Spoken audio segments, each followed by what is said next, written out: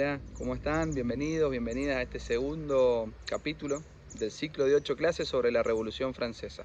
Mi nombre es Enzo Completa, soy doctor en Ciencias Políticas y profesor titular de Doctrinas e Ideas Políticas 2 en la Universidad Nacional de Cuyo.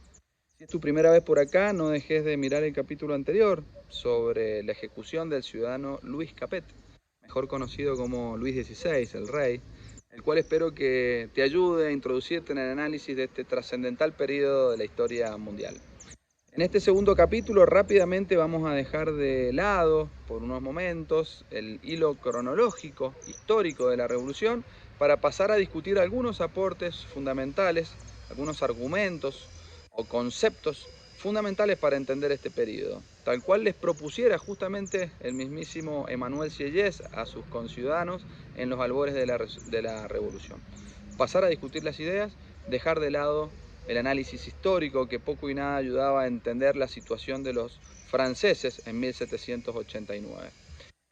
Antes de empezar, ¿se suscribieron al canal? Si no lo han hecho, no dejen de hacerlo, háganlo ahora, activen la campanita de las notificaciones, así no se pierden ninguno de los videos semanales.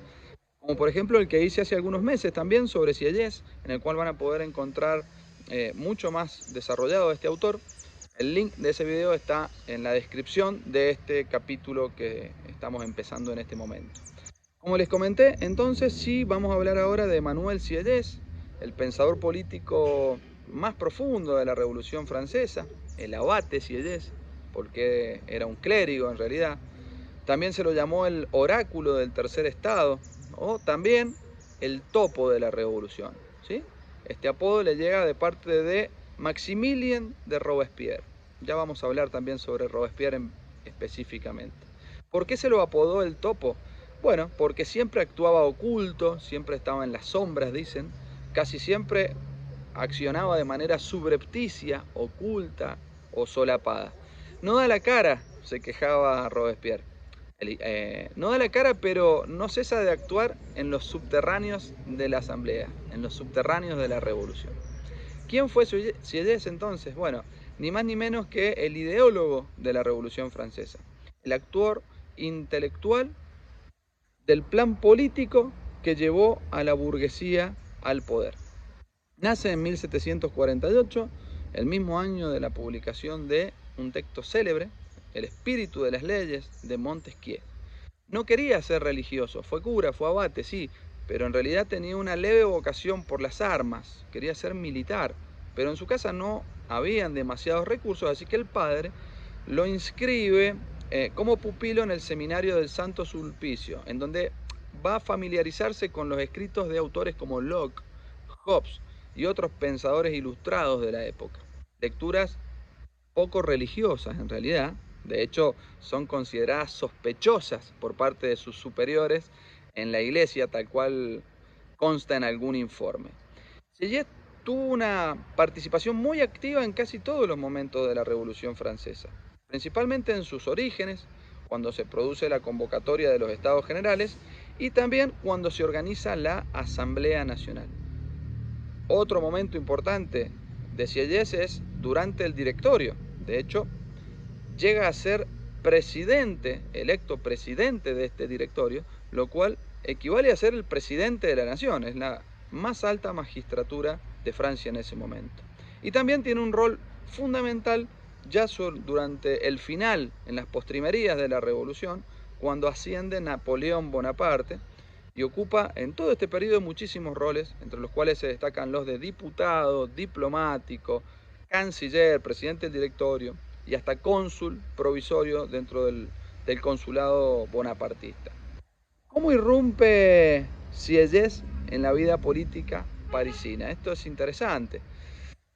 Todo sucede muy rápido. De hecho, llegado el año 1787, él se encontraba en París, en algunas funciones dentro de la jerarquía eclesiástica, cuando la crisis social y económica de Francia, derivada de la bancarrota de la corte, se hacía más evidente y más profunda. Esta situación es la que forza al rey, a Luis XVI, a convocar a los estados generales. ¿Por qué? Porque solo estos estados generales podían aprobar nuevos impuestos.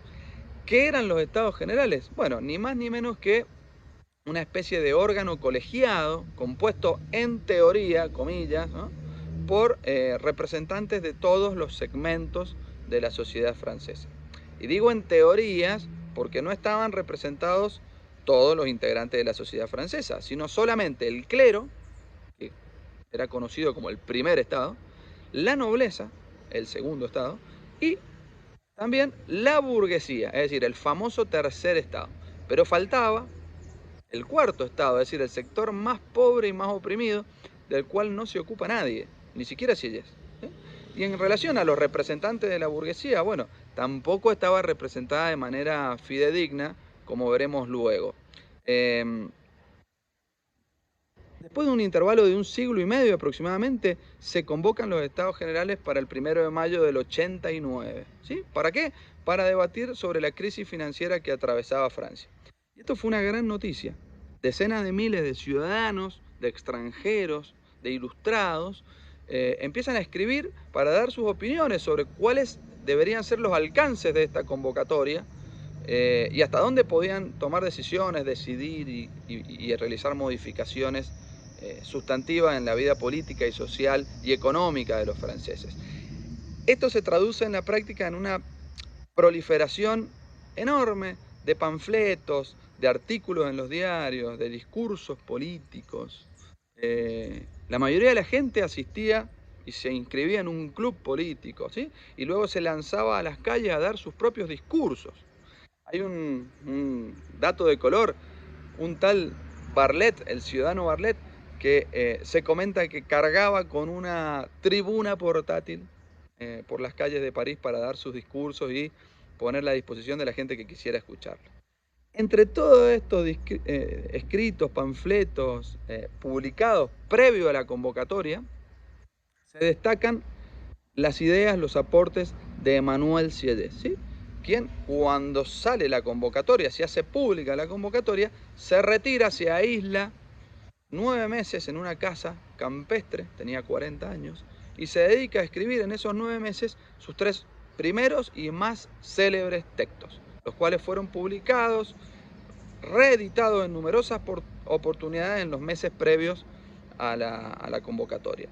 El primero es un texto injustamente olvidado, pero muy importante, titulado Ideas sobre los medios de ejecución que podrían disponer los representantes de Francia en 1789. El segundo texto, publicado en noviembre del 88, es El ensayo sobre los privilegios. Y el tercero, publicado ya en enero del año 89, se titula, a modo de pregunta, ¿qué es el tercer estado? Los argumentos de estos escritos, hay que decirlo, sirven de fundamento para todos los discursos y todas las mociones que va a realizar el abate en la Asamblea Nacional de 1789, que dan forma en definitiva al inicio de la revolución. Podría decirse, continuando con la metáfora de Robespierre, que con sus escritos el topo Sieyès socavó el piso de la monarquía, socavó la legitimidad monárquica de los Borbones. Sieyès se formula 3 preguntas y vamos a repasarlas rápidamente. Una, ¿qué es el tercer estado? En segundo lugar, ¿qué ha sido hasta ahora en el orden político?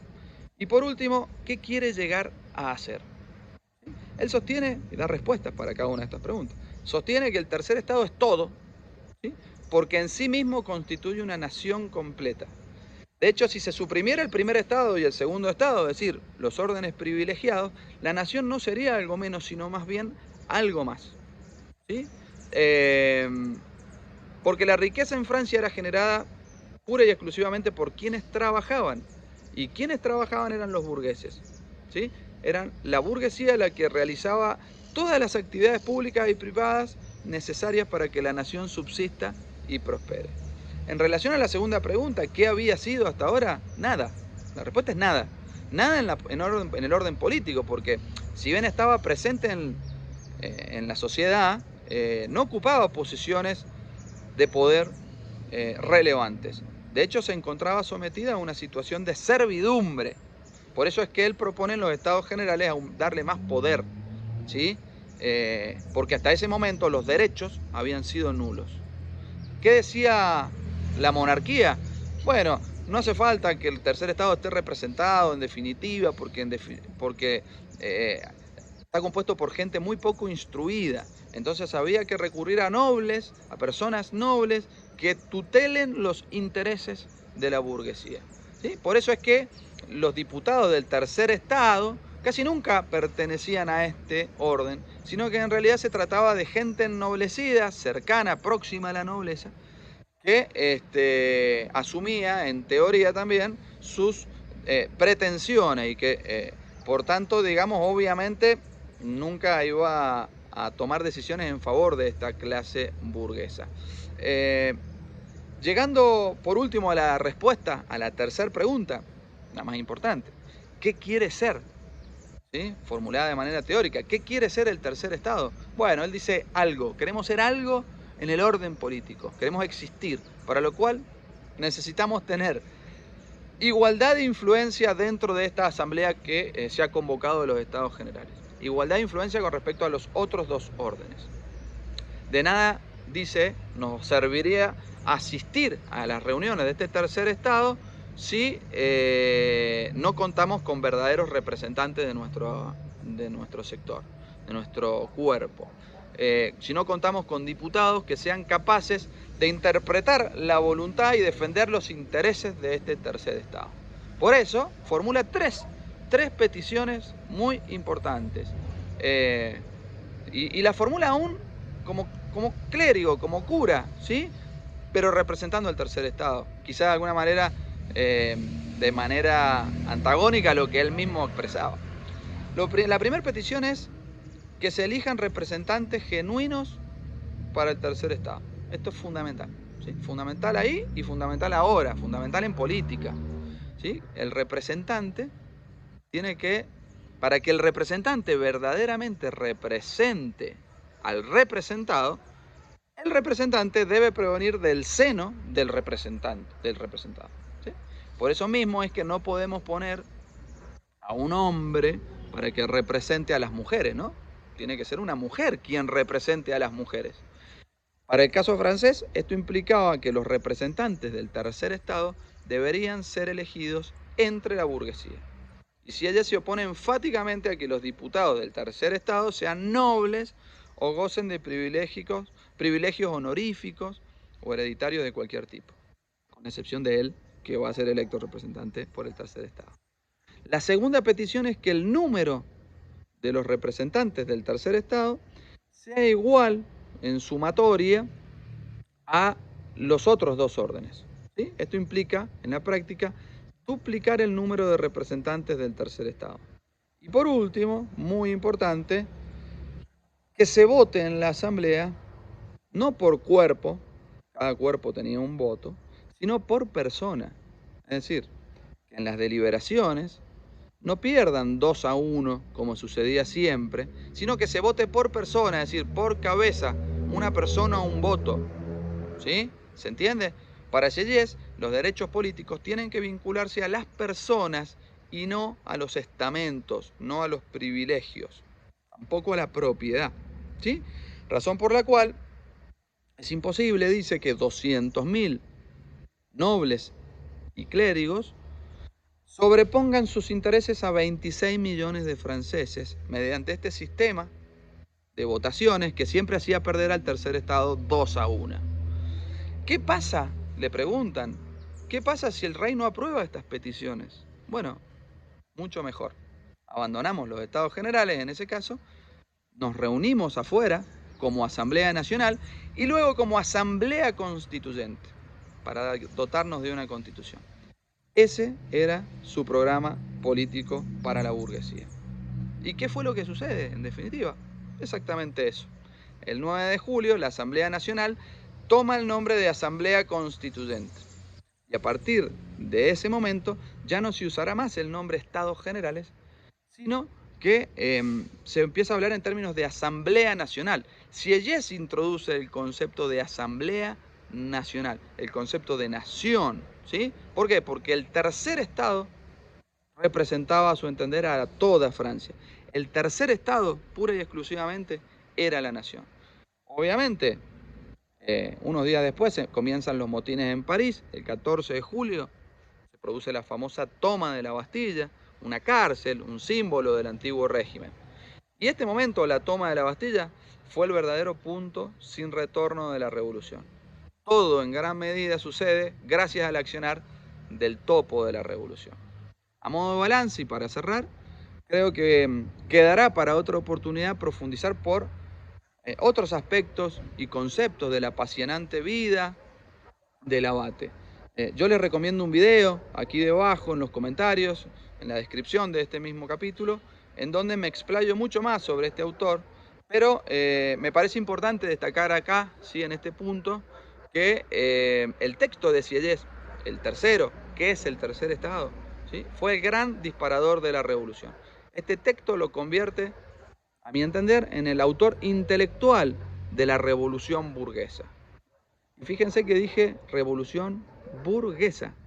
Es muy importante dejar en claro que el tercer estado no equivale a todo el pueblo francés.